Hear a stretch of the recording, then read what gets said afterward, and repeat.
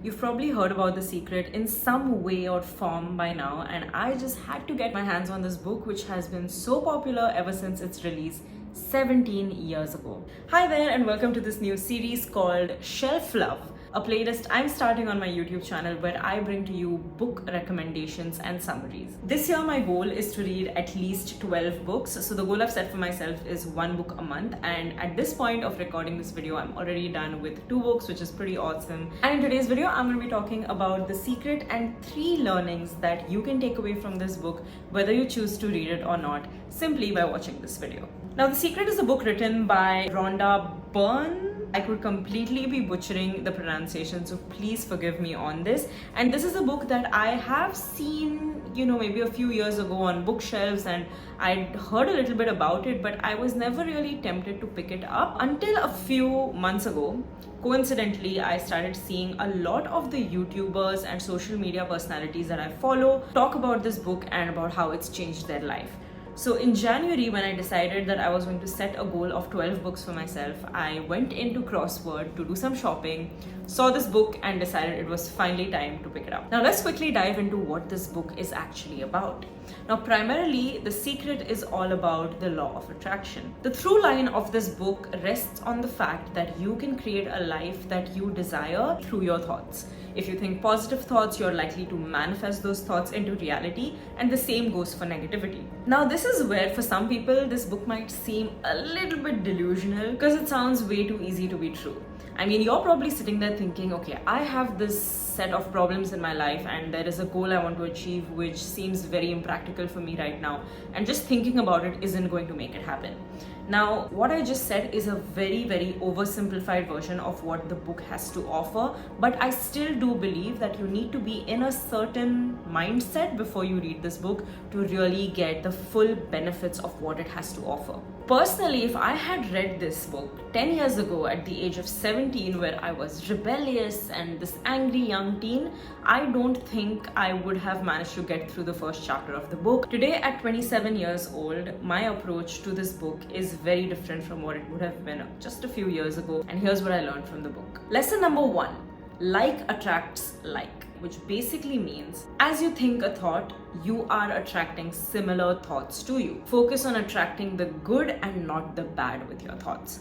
Now, think about a situation in which you were upset by something that had happened in your life, or maybe someone did something to you that was a little bit unfair. Chances are, by pondering over that thought, you spiraled into this loop of negativity, which only made your mood so much worse and made you aware of all the things that were going wrong in your life. Now, the problem here is that far too many of us are focused on what we don't want and aren't able to focus as much on what we do want. So according to the law of attraction, when you predominantly think, speak, act, and focus on the things you do not want, you are attracting that exact thing into your life. The takeaway for me personally from this lesson was to become a little bit more aware of my thoughts. I think by nature, I'm a little bit of an overthinker. I have been for a very long time, but over the years, I've managed to somewhat control that aspect. But I think after reading this book,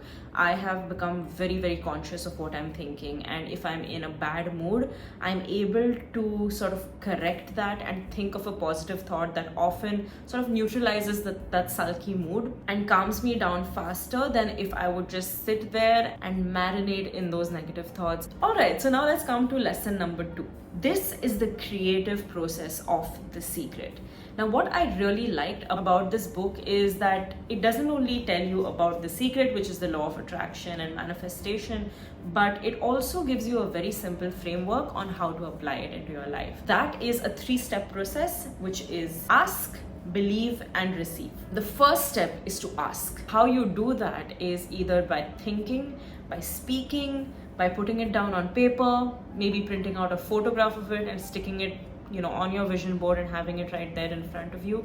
Whatever it is that you really want, you need to ask for it. Step number 2 is to believe that it can actually happen. So a very, very crucial part of implementing the law of attraction is that your beliefs cannot contradict with what you ask for. Knowing what you want and saying it or putting it down on paper and then attaching a negative emotion such as doubt to it is unlikely to help you achieve that goal that you've set for yourself, because you started doubting yourself at the very beginning of your journey. Understand that believing that that goal that you've set for yourself is actually achievable will also serve as a motivating factor for you to do the work that needs to be done to achieve that goal. Now, of course, it's not going to be as easy as sitting here, putting things out into the universe and, magically it appears at your doorstep. You are likely going to have to do a few things to work in that direction, and it's possible that you already know what you need to do. You just need to get up and start doing it. Understand that action is important, but it's not likely to come without a concrete belief in what you're setting out to achieve. Step number 3 is to receive. Now, this is the final step wherein you actually get what you've asked for. And when you do get it, you need to embrace it with open arms. Don't ever let the feelings of, do I really deserve this, creep into your mind. Claim the result as yours and embrace it with pride. Now, I want to give you a little bit of a backdrop, okay? Over the last few months, I have seen a lot of people speaking about manifestation, and almost to the point where it became a little bit of a buzzword and I started losing faith in it without understanding what it really was. But I have a little anecdote to share here. It blew my mind when I experienced this myself. If you are a skeptic when it comes to these kind of things, it might just give you that ray of hope that things like this actually work. So in January of this year, January 2023, my followers on Instagram were at about 5,900, 5,920, 5,930. That's where I was hovering. But for a very, very long time, I was just sort of there. I was going up by maybe 10, 15 followers and then losing 20 followers and gaining 5, losing 3 and things like that. So I always sort of meandered around the 5,900 mark. I personally have been creating for a very, very long time, and I have been regularly posting on Instagram at least for the last 3 years. My dream was always to see 10,000 followers on my Instagram.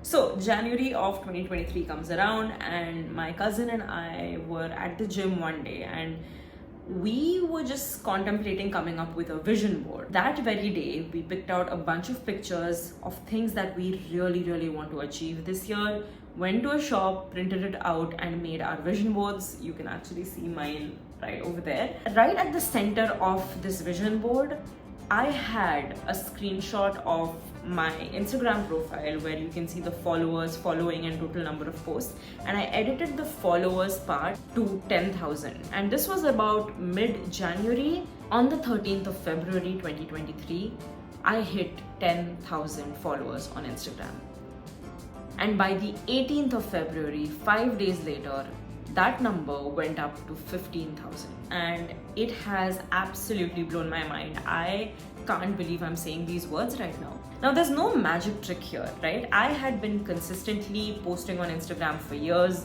trying to think of every possible strategy under the sun, trying different kinds of hooks at the start of my reels to, just make sure people would watch my videos for longer, but my reels just never crossed 10K on average. I think the maximum number of views that I got on a reel was 20,000, and that was just one reel out of hundreds, right? So when I put this on the board and I continued creating content for my audience, one day, one of my reels went viral. It absolutely changed the game for me on social media. That reel got 1.7 million views on Instagram. I have never seen that number. I don't know how it happened. The content of that reel itself wasn't mind-boggling. It was a get ready with me to go to the gym video. I have a ton of other videos that I have spent hours and hours researching and bringing out the science in training and nutrition, but it was that one reel that I made that went viral. That reel earned me almost 10,000 followers in 10 days. I had feelings of self-doubt. I had this major imposter syndrome hitting me, thinking, oh my god, that was just a random entertaining reel and I don't know if I deserve this, blah blah blah. But it was at this point that I found this book. I think it was only a couple of days later that I started reading this book, and when I came to this part where they speak about the creative process of The Secret, it said, embrace it when you receive it with open arms. this is what I've always wanted, and yet when I got it, I started thinking about whether I deserve it. So now I have decided that, okay, if 15,000 people are following me on Instagram right now, it's probably because they liked something about my profile. I am worth it, I deserve it, and I can't wait to keep reaching for more. Now, coming to lesson number 3, it is the power of visualization. Now, in this book, the author talks about taking a look at the back of your hand, like really look at it, look at every wrinkle, everything that's unique about your hand. If I take a look at my right hand, I have a mole over here, which is a distinguishing factor. Close your eyes and visualize the same hand wrapped around the steering wheel of your dream car. You need to really just visualize sitting in that car and wrapping this hand that you've taken so much time to analyze around that wheel. Chances are you are going to feel ecstatic at that moment because you have placed yourself in that feeling place of having already owned that car.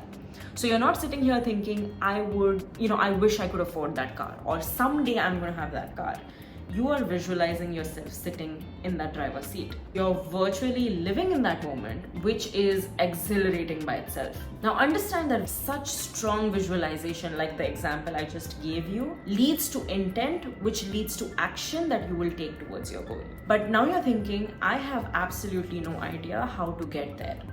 Now, one thing that's mentioned in The Secret is the how is not something to obsess over. As long as your belief in the what and the why is strong enough, the how will come to you. Chances are that ways to achieve that goal are going to fall in your path. It's just going to happen and you will not see it coming. I think a personal anecdote for me here would be definitely starting my own business with my partner. I basically specialized in e-business for my MBA, and while I was pursuing that, I knew that I wanted to start a business of my own. It was so clear in my head. I had no idea how I was going to get there. I don't come from a business family. I come from a working class family, and there was nobody, in my inner circle who could guide me. We were sitting in this leadership hall, and there was an alum who was called as a guest. She came in as a founder of her own clothing brand. In that moment, I kid you not, I said one day this college is going to call me back and I will have my own brand that day. Last year in 2022 was when that actually came to fruition. I actually went back to my college multiple times and spoke about not only our business but also entrepreneurship in general. So it was like a full circle for me, and it's just insane to think about how back then I knew that I wanted to be in that position. I didn't know how I was going to do it, but of course I put in action and I did my own research, but there were a lot of things that fell into place and people who could help us that just appeared through mutuals that we didn't even know of. And I think that is the biggest testimony to the power of visualization. Now, these have been the 3 most powerful takeaways that I have had from this book. Of course, there is a lot more that you could take away from this. That's why I do recommend reading this. If you haven't read it yet, please give it a chance, even if you're a little bit skeptical. Not to say that everything in this book is agreeable. As a health and fitness professional, there are a few things that they have spoken about that I don't agree with, such as if you are somebody aiming to lose some weight, they say, envision and visualize your perfect size or your perfect weight and go out there and buy clothes that would fit that body type. I would like to argue that could be a little bit counterproductive and detrimental to the mental health of many people who really have no idea whether the perfect weight that they have set for themselves is even practically achievable, if it is necessary. And this completely sidelines your lifestyle and your body composition and so many other things. So it can initiate a very negative pattern of disordered eating or orthorexia, which is a condition in which people are obsessed with eating right or eating healthy. And also, on the other hand, it could lead to overtraining in order to really achieve that perfect weight. So that part threw me off a little bit. Now, that being said, I don't think this is a bad read at all. I think when it comes to any self-help book, You need to take away whatever good you can take from it and leave whatever you don't want to. In fact, they also say that in this book. They say, okay, if this resonates with you, if you think that this is something you agree with, apply these concepts. Otherwise, find something that you do agree with. The fact that I have personally, in the last 1 month, seen manifestation or the law of attraction work in my social media following has invoked a belief in me that these things can actually work. And if there is even a 1% chance that this is going to lead to fruition and it's going to take me to the kind of success that I really envision for myself, then why not? I am 100% willing to give this a shot. I really believe that the law of attraction is a lot more powerful than I have ever given it credit for, and I am going to be implementing a lot of these lessons into my life going forward. If you haven't read this book yet, I do recommend going to a bookstore, buying it physically, and I know a lot of you are probably Kindle readers or maybe even audio listeners. Whatever it is that floats your boat, please give this book a chance. Listen to it with an open mind. Take what you can, leave what you don't want to, and I'm sure you will find some value in it. If you stayed till the end of this video, thank you so much for watching. I would really appreciate if you could quickly give me a thumbs up and subscribe to the channel if you want to see more. And that's all for today. I will see you in the next one. Bye.